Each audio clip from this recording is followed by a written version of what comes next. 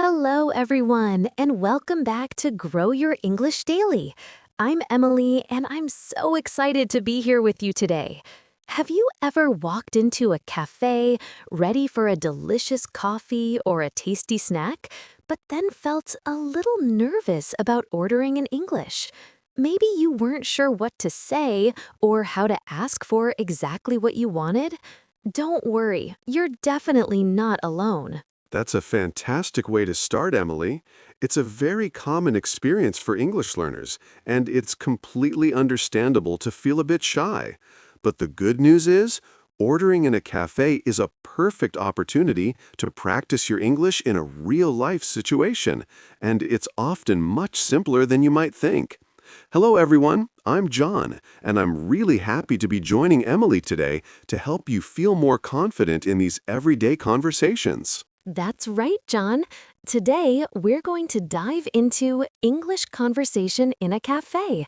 We'll give you all the essential phrases and tips you need to confidently order your favorite drink or snack and even have a little bit of small talk.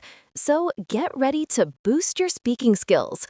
Before we jump in, a quick reminder.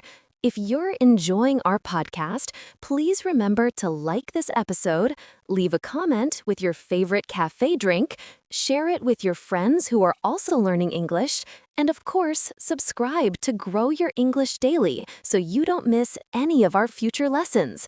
Your support helps us grow and create more content for you. Excellent. So, Emily, let's imagine we've just walked into a busy cafe. What's one of the first things you might want to say, even before you get to the counter?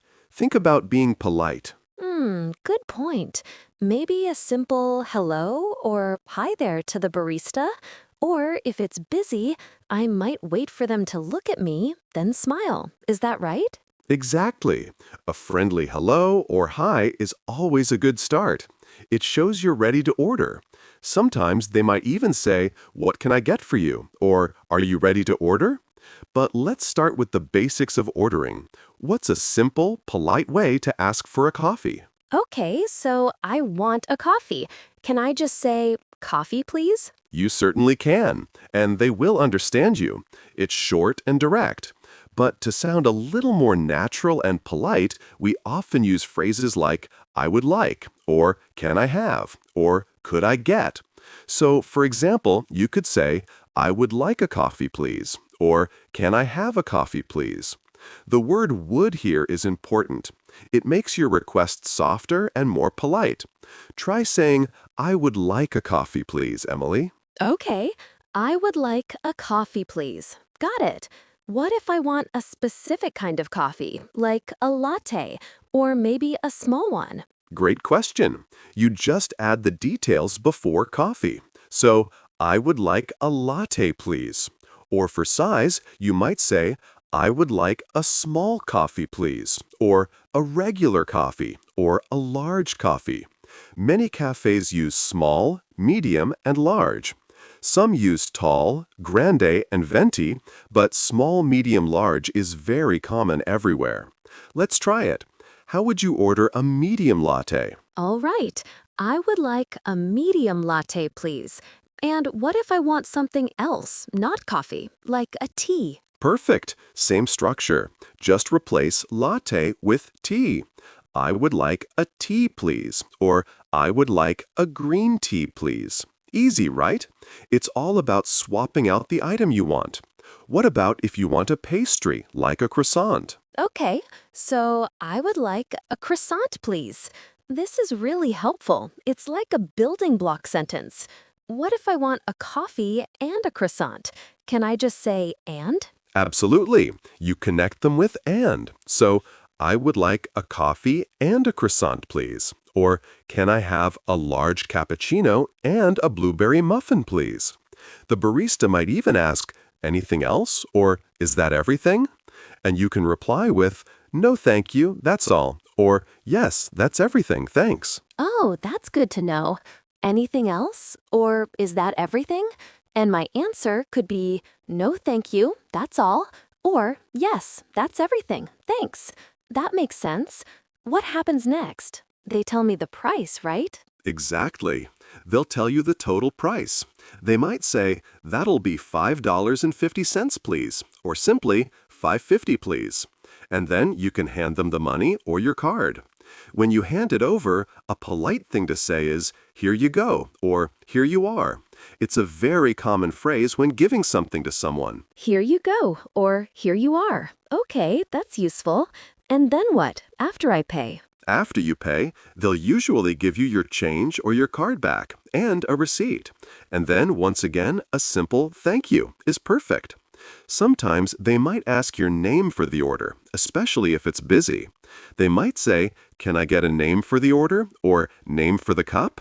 And you just say your first name, like Emily. Then, when your order is ready, they'll call out your name and the drink, like "latte for Emily." Oh, that's a common one. I hear that a lot in movies. So, name for the order? My answer, Emily. Then, when they call it, I say, thank you, and take my drink. This whole sequence is actually quite logical when you break it down like this. It is, and the more you practice, the more natural it feels. Let's try a mini role play. I'll be the barista and you order. Ready? Yes, I'm ready. This is exciting. All right. Hi there. What can I get for you today? Hello. I would like a large cappuccino and a chocolate cookie, please. A large cappuccino and a chocolate cookie. Perfect. Anything else for you? No, thank you. That's all. Great. That'll be $9.25, please. And can I get a name for the order? Here you go. My name is Emily. Thanks, Emily. Your order will be ready in a few minutes. Large cappuccino and chocolate cookie for Emily. Thank you so much. Have a great day. Excellent, Emily. You did a fantastic job. You were polite, clear, and used all the right phrases. You even added a "have a great day," which is a lovely touch for closing the interaction. That's real-life English. Wow, I feel so much more confident after that practice. It really helps to hear the whole conversation flow. So, John, what are your top tips for our A1 to A2 learners when they're actually in a cafe trying to use these phrases? My number one tip is to keep it simple. You don't need to use long, complex sentences. Start with "I would like" or "can I have," and add your order.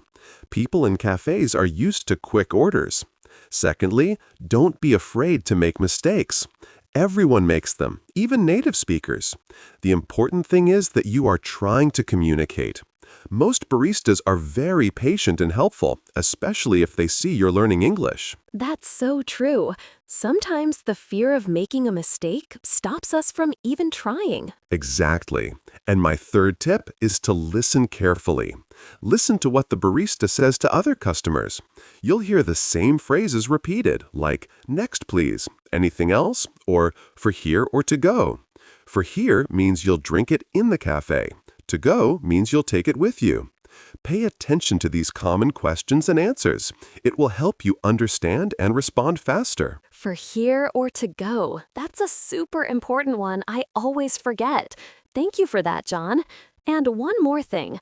What if they don't understand me or I don't understand them? Good point, Emily. If you don't understand, you can politely say, "Sorry, could you please repeat that?" Or "Could you say that again, please?" Or even, "Could you speak a little slower, please?" Don't be shy to ask for clarification. They want to help you get your order right. And if they don't understand you, try saying it a different way or pointing if you need to. Communication is a two-way street, and patience is key. Those are fantastic tips, John. Could you please repeat that? Or could you speak a little slower? I'll definitely remember those. This episode has been so incredibly helpful. I feel like I could walk into any cafe right now and order with confidence. That's wonderful to hear, Emily. That's exactly what we aim for with Grow Your English Daily. Remember, every small conversation is a victory. Don't underestimate the power of these everyday interactions to improve your fluency and confidence. Go out there and practice. Absolutely. Thank you so much, John, for breaking down cafe conversations for us today. Your explanations and tips were so clear and encouraging. And thank you, our wonderful listeners, for tuning in to Grow Your English Daily. We hope you feel more ready to tackle your next cafe adventure in English. It was my pleasure, Emily, and thank you to all our listeners. Keep practicing, keep speaking, and remember, you're doing a great job on your English learning journey. We'll talk to you all again very soon. Yes, we will. Don't forget to like, comment, share, and subscribe to grow your English daily for more fun and practical English lessons. See you next time, everyone. Bye for now.